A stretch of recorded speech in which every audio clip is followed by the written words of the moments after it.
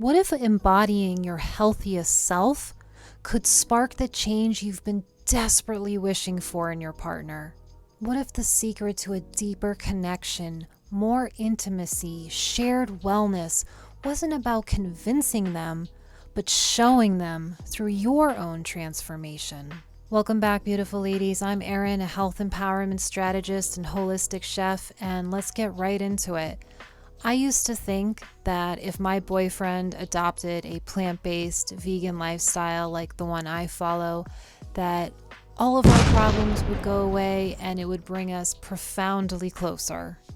And when I first met him, I was eating meat and a lot of sweets, and we used to partake in sharing a lot of sweets together, and we would get drunk off the sugar and watch shows, and it was a really lovely bonding experience for the both of us. We actually went our separate ways, and when we reconnected a few years later, here I was eating a very high raw and fruit and vegetable lifestyle, and he was still eating his regular diet like we had first met, and for me there was no chocolate in sight.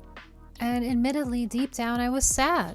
I was sad that he hadn't discovered the profound ways that this diet had changed my life. I was sad that we wouldn't bond over the food like we used to. And I was sad that I didn't know how to convince him to adopt this way of eating. And the crazy thing was, he tried making efforts. He tried cutting up really beautiful fruit and eating it with me. But I found that I was too scared to embrace his efforts and allow myself to open my world up to him. Because I found that if I opened up my healthy eating world to him and made him recipes and had him try new things, that he wouldn't like it and that he would reject it. And that ultimately I would take that as if he was rejecting me. And at the time, I was working as a private plant-based chef, and it was my livelihood. It was my bread and butter to make healthy food taste sensational. And here I was struggling to make that happen in my own private life. I found that I was just hiding my healthy habits, and quite frankly, it created a divide between us.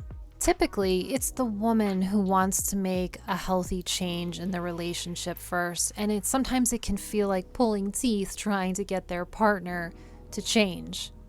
Through my own experience and working with other couples today, I'm going to share a few tips to help you and your partner align and head toward the same destination. Stay tuned. This first tip is about stripping it down to the basics. I call this my Spice It Up scan. I want you to make a detailed list of every single ingredient food that you and your partner like, and then see where you line up. Because from there, then you can create healthy meals based around these basics.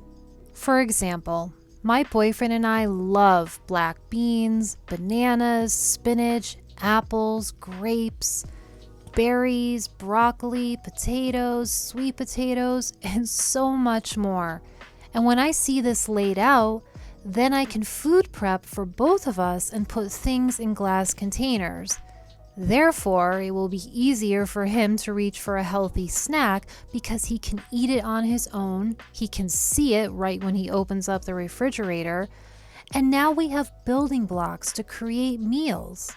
Because even if he goes on to add poultry or beef to a salad or a grain dish that I'm making, it's still a shared experience because we're still sharing the spinach, we're still sharing the black beans, we're still sharing the tomatoes. I know making a list like this seems really basic and elementary, but you'd be surprised as to how many foods you probably have in common with your partner, and then how many meals that you can build around those ingredients. Personally speaking, this has really bridged the gap between my boyfriend and me, and now we eat so many shared foods, and I'm so much happier. Tip number 2 requires you to have an honest conversation with your partner about where you want your health and wellness journey to go. And it's better to walk into this conversation with a concrete vision or plan, because men like precision. They like a plan. They don't like wishy-washy. So if you walk into the conversation like you know what you're talking about, like you know what you want, but in a loving and enthusiastic way, more than likely they'll be more receptive. You want to lead the conversation as to why this is important to you and how you want to feel. For example, don't say this. Don't lead with, "I'm tired of lounging on the couch all of the time. I'm so sick and tired of seeing other couples on bike rides or taking sunset walks." Instead, lead with this. Say, "You know, honey, I really miss that alive feeling I felt when we first met, when we couldn't keep our hands off each other. It would mean so much to me if maybe we started taking a walk in the evening around sunset or taking a Sunday afternoon bike ride. It would really help make me feel closer to you." See the difference? You want to lead with the positive, and more than likely your partner will be much more receptive to that. Tip number 3 is for those ladies who say, "My partner is a meat and potatoes kind of guy, and there is nothing I can do to get him to make healthy changes or eat healthier." My answer would be, you have to decide what's most important to you. And number 1, the most important thing should be honoring you and your needs. You want to start taking a walk every day around sunset, but he doesn't? So what? Do it anyway. You want to start doing food prep on Sunday evening during your shared hour of your favorite TV show, but he doesn't want to? Do it at the same time. Now, it might be uncomfortable forging this new health path at first, but what will be even more uncomfortable is if you ignore your needs. If you don't address your health and wellness needs now, you potentially might grow resentment toward your partner for not allowing you to address your needs. And ultimately, you won't feel well about yourself. And if you don't feel well, that feeling will permeate every area of your relationship, and ultimately your partner will get frustrated with you. But you have to find unshakable power and strength deep within you and remind yourself that you want to feel a particular way, and you are going to do that no matter what. And I can pretty much guarantee you, if you hold on to that vision and you stay steadfast with your goals, ultimately your partner will come around and appreciate your willingness to stick by your goals.